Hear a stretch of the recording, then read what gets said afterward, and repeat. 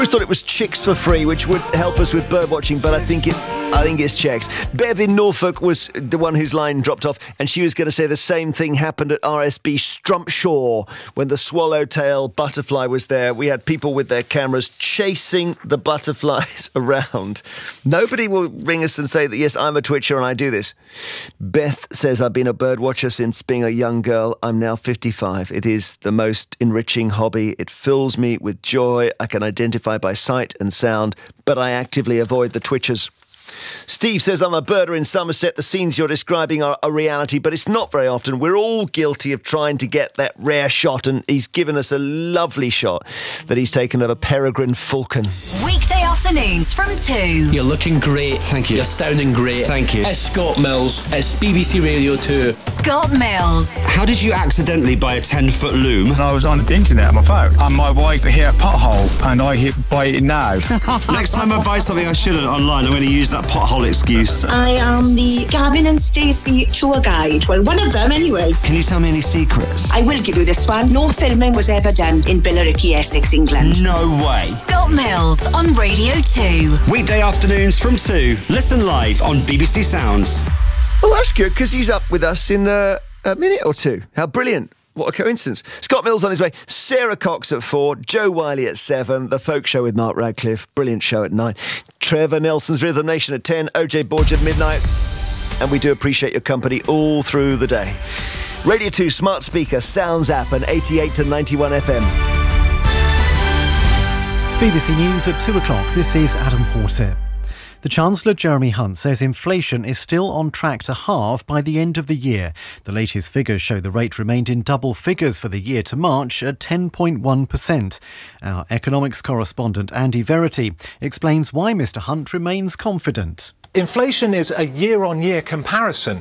So whereas a few months ago we were comparing prices now with prices before the war in Ukraine, so there was a big difference between the two, when we move on, we'll be comparing prices a little later with prices after the big spike in oil, after the invasion of Ukraine, and the difference between the two is smaller. So that's the big reason why most economists think we still can be confident that inflation will subside. A coroner in London has agreed to change the death certificate of a 32-year-old man who died after receiving the AstraZeneca COVID vaccine. In January 2021, 10 days after having the jab, Stephen Wright died of a blood clot in the brain. His cause of death will now read unintended complications of the vaccine instead of natural causes. An investigation by European broadcasters has suggested Russia could be planning to cut crucial power and communication cables in the North Sea. In a documentary, they allege Russian ships, often disguised as fishing trawlers, have been touring the Scandinavian coastline.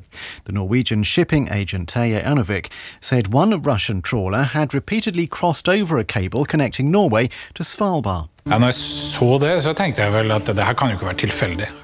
it, I knew it couldn't be a coincidence. It's a completely illogical movement pattern for a trawler. There may have been an insane amount of fish there, but still, passing over such a limited area, more than 130 times. I'm no fisherman, but it doesn't look like regular trawler activity. The Financial Conduct Authority says changes to the system of overdrafts in the UK have collectively saved borrowers £1 billion. But the city watchdog says some gaps remain in the support available for people who could struggle with debt. Here's our cost of living correspondent, Kevin Peachy. 2 years ago, banks were each told to set one overdraft rate rather than a range of rates and charges. A year earlier, they started having to give more support to those who regularly went into the red without permission. Now, a review by the FCA, which ordered the changes, has calculated that millions of consumers last year saved more than £17 on average as a result. Collectively, that totals nearly £1 billion. Overdrafts remain a relatively expensive form of debt, and the regulator says the risks for some persistent overdraft users are still not being identified by every lender. The supermarket Lidl has won a trademark battle with Tesco. The High Court ruled Tesco had copied Lidl's branding for its club card, which also uses a yellow circle on a blue background. Lidl said its competitor had infringed its copyright to take unfair advantage of its reputation for great value. Tesco intends to appeal against the decision.